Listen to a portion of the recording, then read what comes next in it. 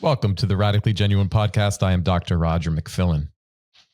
Imagine for a moment telling someone in the 1980s or prior that within a few decades, millions of Americans would believe emotions were caused by a chemical imbalance in their brains. One that could be corrected with a daily pill. They might have dismissed this. Well, they definitely would have dismissed it as science fiction or quackery.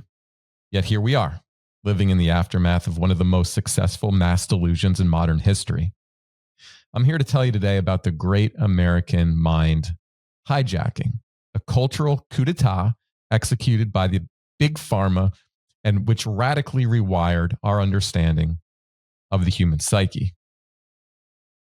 In the snap of a single generation, we went from seeing sadness and anxiety as natural, albeit challenging responses to life's ups and downs, to viewing them as symptoms of a serious medical condition that only a doctor could diagnose, only a pill could fix. This isn't just a story about antidepressants.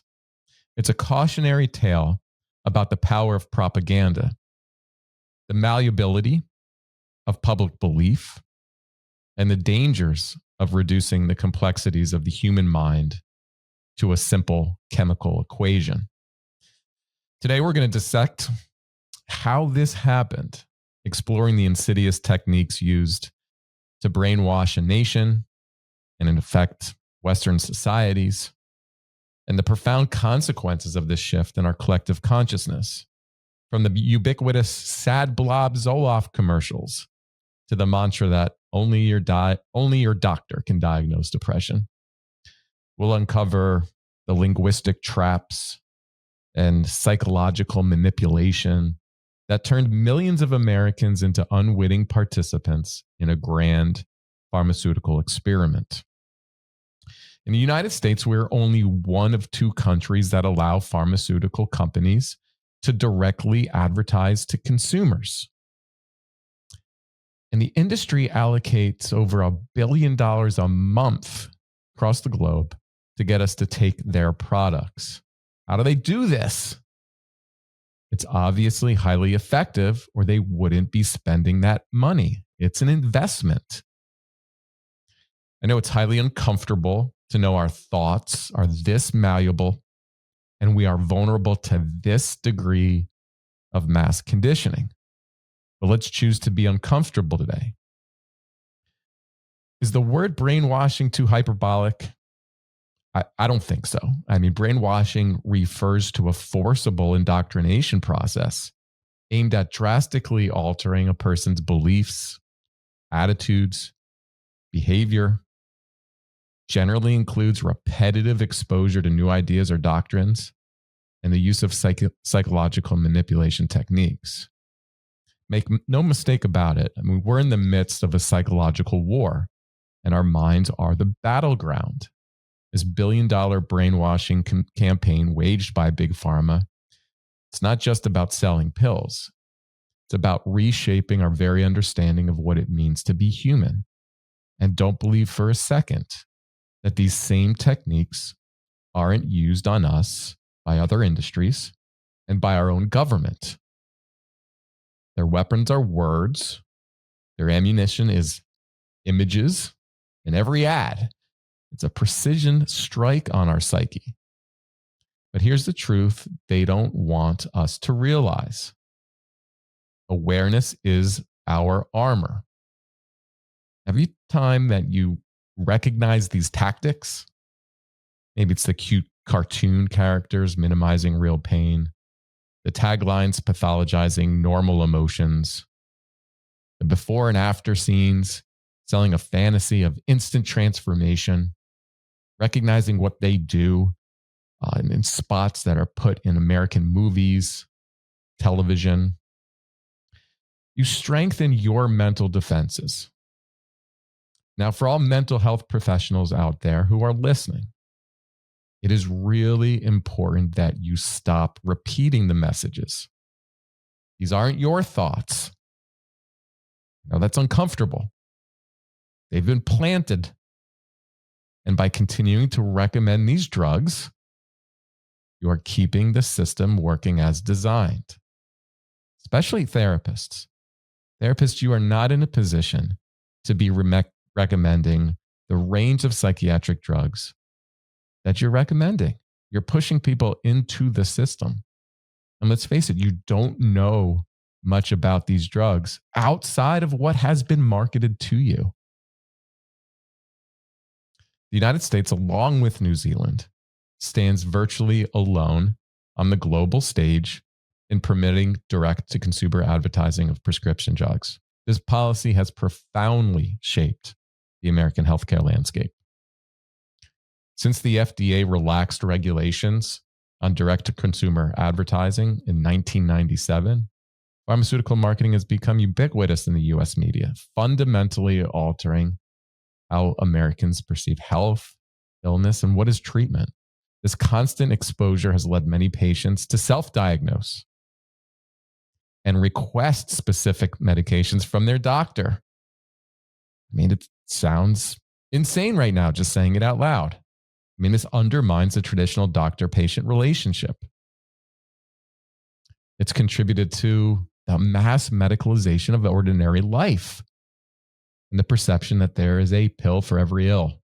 This drives up healthcare costs and pharmaceutical consumption in ways unseen in other developed nations. I mean, this is not just advertising. It is social engineering.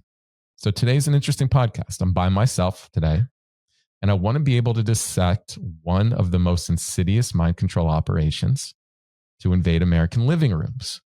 It's the notorious Zoloft sad blob commercial of the early 2000s.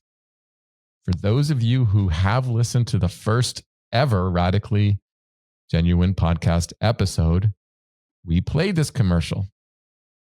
Today I'm going to play it again, but this time we're going to break down with some sophistication the brainwashing messages and then how they impact us today.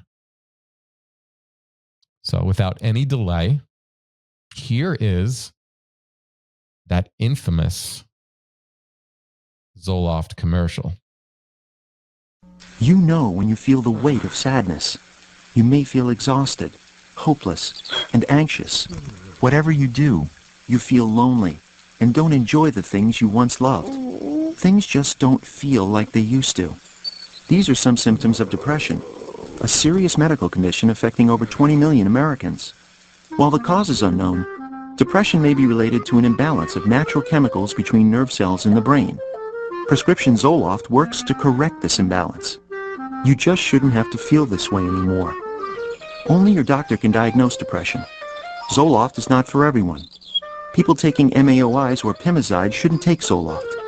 Side effects may include dry mouth, insomnia, sexual side effects, diarrhea, nausea, and sleepiness. Zoloft is not habit-forming. Talk to your doctor about Zoloft, the #1 prescribed brand of its kind. Zoloft. When you know more about what's wrong, you can help make it right. Okay, very interesting here.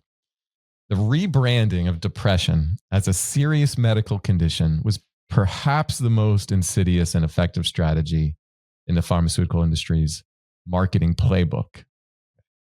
I know for many people out there, this seems relatively benign, but it really did alter our relationship with our own emotions and experiences. Like I'm in a unique position being where I am in age. I remember very clearly the time before this messaging. Remember the time before social media and cell phones. I mean, I was a kid and a teenager growing up in the 1990s before this occurred. So it is new for a lot of us who are Generation X. It's pathologizing the human condition in ways that are both subtle and profound. So by elevating depression to the status of a serious medical condition, marketers, they tapped into this potent cocktail of fear and self-doubt. Suddenly feeling down wasn't just a natural response to life's challenges. It's a potential medical emergency. Like this framing achieves several key objectives. Okay. So as I mentioned before, it medicalized normal human emotions, sadness, grief, disappointment, loneliness, boredom. I mean, once seen as inevitable parts of life, they become symptoms, something that we have to pay attention to and even report it to a medical expert. I mean, this drives an attention on our internal experience in ways that previously was not part of our cultural consciousness. And this instills a sense of urgency and fear. When you hear the message that this is serious, it implies danger. And it suggests that without prompt medical treatment, our mental state could spiral into a life-threatening situation. So this undermines, I think, what we can call as self-reliance and traditional support systems. If depression was a serious medical condition, then friends, family talking about it, clergy, they're no longer qualified to help. Only a medical professional would do this. And this legitimizes pharmaceutical intervention. You frame depression as a medical condition, and it naturally leads us to the conclusion that it requires pharmaceutical solutions. It shifts the locus of control from the individual to the external experts. And people are encouraged to doubt their own judgment about their mental state and defer to medical authorities. Now, my goodness, why on earth would you require a medical professional to have to diagnose what you're feeling? It doesn't make a lot of sense, does it? But now here we are, we're in this mental space. This is wrong. I shouldn't feel this way. Now think about it logically, folks. Do you think that's going to improve outcomes or decrease outcomes? Is this going to help somebody just cope with what they're dealing with and face problems? Or is it going to worsen the condition? Let's go on to the second piece. It was very clear that it was promoted as you shouldn't have to feel this way anymore, right? It says that in the commercial. You shouldn't have to feel this way anymore. So on the surface, it appears to offer hope and relief. But beneath this veneer of empathy, it lies a dangerous implication that certain feelings are inherently wrong or even unnecessary. And that we should be able to simply switch them off like a light. You don't have to feel this way anymore. This is ridiculous. It's not realistic. And when you say you shouldn't feel this anymore, what is this? What do you mean by this way? Listen, the average person is not very skilled at knowing what they feel, what is normal, and why. I mean, we can only use ourselves as a reference point. We can't actually see emotions. We can only see behavior. So when we drive our attention inward with a degree of judgment to try to make sense of what we're feeling, you can see how that judgment, we shouldn't feel this way anymore, can lead to us viewing that as wrong. Obviously, kids and teens, they're much less capable of understanding their emotions. So promoting this idea that we shouldn't have to feel this way, pharmaceutical marketing has effectively pathologized the normal. And so it suggests that any prolonged period of emotional difficulty is abnormal, and then it requires treatment. So this perspective strips away the context and meaning from our emotional responses.